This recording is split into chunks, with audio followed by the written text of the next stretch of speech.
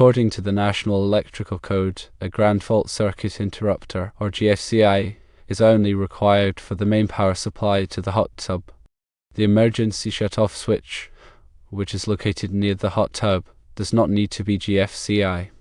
Here is the recommended wiring configuration. Firstly, run a new electrical line from the GFCI breaker to a junction box located 5 to 10 feet from the hot tub. Secondly, install a non-GFCI emergency shutoff switch in the junction box. Thirdly, connect the output of the emergency shutoff switch to the hot tub's electrical panel. This configuration meets the National Electrical Code requirements and provides easy access to the emergency shutoff switch in case of an electrical fault or emergency.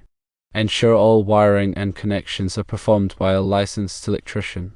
Use appropriate wire size and electrical conduit to ensure the safety and reliability of the installation. If the existing GFCI is not easily accessible, it is recommended to move it closer to the hot tub for convenience.